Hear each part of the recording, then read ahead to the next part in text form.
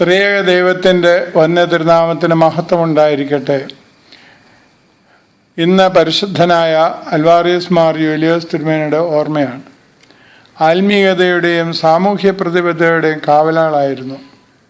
1880-കളിൽ കോളറയും പ്ലേഗും അവർ ദേശത്തെ പടർന്നു പിടിച്ചപ്പോൾ അതിന് വിധേയപ്പെട്ട് റോഡുകളിലും മറ്റും മരിച്ചു കിടന്ന ശരീരങ്ങൾ തൻ്റെ തോളിൽ വഹിച്ചുകൊണ്ട് മറവ് ചെയ്ത അനുഭവങ്ങൾ രേഖകളിൽ ഉണ്ട്. അന്ന് ഗോവ പോർച്ചുഗീസിൻ്റെ അധീനതയിൽ ഉള്ള കാലമായിരുന്നു. അതുകൊണ്ട് തന്നെ ഗോവ ഗവൺമെൻറ്റിൻ്റെ അധീനതയിലായിരുന്നു ആ ദേശം. അദ്ദേഹത്തിൻ്റെ പൊതുപ്രവർത്തനങ്ങളെ അനുസ്മരിച്ചുകൊണ്ട് ഗോവൻ ഗവൺമെൻറ് രാജകീയ മുദ്രകളിൽ ഒന്നായ അപ്പോസ്റ്റൽ ഓഫ് ചാരിറ്റി എന്ന അവാർഡ് നൽകി അദ്ദേഹത്തെ ആദരിച്ചിരുന്നു. അദ്ദേഹത്തിൻ്റെ അന്നത്തെ ജനസ്വാധീനം 1923 സെപ്റ്റംബർ 23, 24 ദിവസങ്ങളിലെ കവറൽ ശുശ്രൂഷകളിൽ വ്യക്തമായിരുന്നു. എന്നാൽ കൊച്ചു രാജ്യത്തിൽ ആയിരക്കണക്കിന് ആൾക്കാർ ആ ശരീരം ദർശിക്കുവാൻ എത്തിയിരുന്നു. അന്നത്തെ പോർച്ചുഗീസ് ഗവർണറുടെ പ്രത്യേക ദൂതൻ അതിൽ സംബന്ധിച്ചിരുന്നു. കബറടക്കത്തിൽ നേതൃത്വം നൽകിയത് അന്നത്തെ അവിടുത്തെ ചീഫ് ജസ്റ്റിസ് ആയിരുന്നു. ഒരു ചരിത്രകാരൻ പ്രകാരം രേഖപ്പെടുത്തുന്നു, മഹാനായ അലക്സാണ്ടർ ചക്രവർത്തിയുടെ സംസ്കാര യാത്ര പോലെ ആൾക്കാർ 7 നിരയായി നിരന്ന് മാറി മാറി പേടകം വഹിച്ചുവെന്നാണ്. അന്നത്തെ സംസ്കാര ശുശ്രൂഷയ്ക്ക് പരിശുദ്ധ വട്ടശ്ശേരിൽ തിരുമേനിക്ക് എത്താൻ കഴിയാഞ്ഞത് നിഷ്ഫലമായി തീർന്ന സമാധാന ചർച്ചയ്ക്ക് വേണ്ടി സിറിയയിൽ പോയതിനാലാണ്.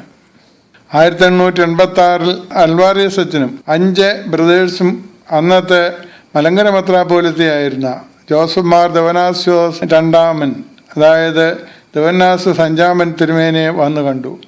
മാസങ്ങളോളം നീണ്ടുനിന്ന നിരീക്ഷണത്തിനും പഠനത്തിനും ശേഷമാണ് വലിയ മെത്രാപ്പോലിത്ത അദ്ദേഹത്തെ സഭയിലെടുക്കുന്നത്.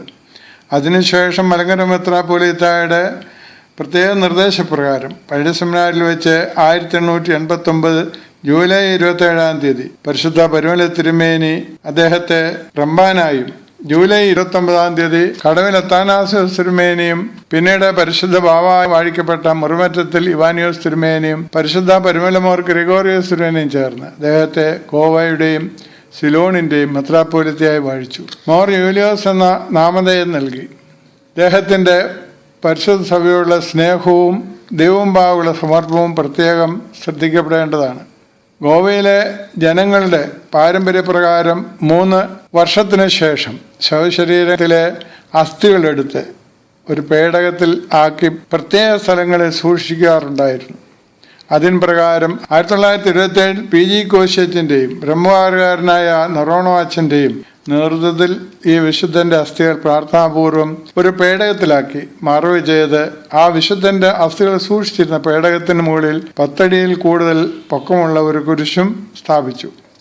1979 പൂർണ്ണ ബഹുമതികളോടെ തിരുശേഷുകൾ അവിടെ നിന്ന് എടുത്ത് ഗോവയിലുള്ള നമ്മുടെ പള്ളിയിൽ പ്രത്യേകം ഉണ്ടാക്കപ്പെട്ട കബറിൽ അടക്കം ചെയ്തു.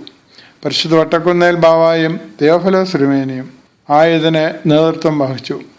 ഈ കോവിഡിൻ്റെ കാലത്ത് നമുക്ക് പെട്ടെന്ന് മനസ്സിലാകും പ്ലേഗും കോളറയും പടർന്നു പിടിച്ച നാടിൻ്റെ വേദനയും പ്രയാസവും.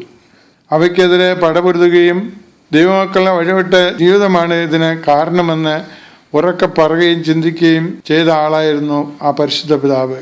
പരിശുദ്ധ പരുമല തിരുമേനിയുടെയും ശിഷ്യഗണങ്ങളുടെയും ആത്മീയതമുറ്റിയെന്ന പ്രാർത്ഥനാ ജീവിതം അദ്ദേഹത്തെ വല്ലാതെ ആകർഷിച്ചിരുന്നു. അതുകൊണ്ട് തന്നെ നമ്മുടെ സഭയെ അദ്ദേഹം പൂർണ്ണമായും സ്നേഹിച്ചിരുന്നു. വലിയ തിരുമേനിയുടെ സ്നേഹവാത്സല്യങ്ങൾ മനം നിറഞ്ഞ് അനുഭവിച്ചിരുന്നു അദ്ദേഹം. അദ്ദേഹത്തിൻ്റെ മധ്യസ്ഥയും പ്രാർത്ഥന നമുക്ക് കൂട്ടായിരിക്കട്ടെ. പ്രാർത്ഥിക്കാം. ദൈവമേ, നിൻ്റെ വിശുദ്ധൻ്റെ നല്ല പാതകളെ പിന്തുടരുവാനും അദ്ദേഹത്തെ പോലെ ഞങ്ങളും നിനക്കായി ജീവിക്കുവാനും ഞങ്ങളെ ഒരുക്കി ശക്തീകരിച്ച് പകർത്തിയെടുക്കുമാറാകണമേ. പിതൃപുത്ര പരിശുദ്ധാത്മാവായ ത്രിയേക ദൈവത്തിൻ്റെ കുറേ അനുഗ്രഹങ്ങളും നാം എല്ലാവരുടെ മേലും സദാ വർദ്ധിച്ചിരിക്കുമാറാകട്ടെ.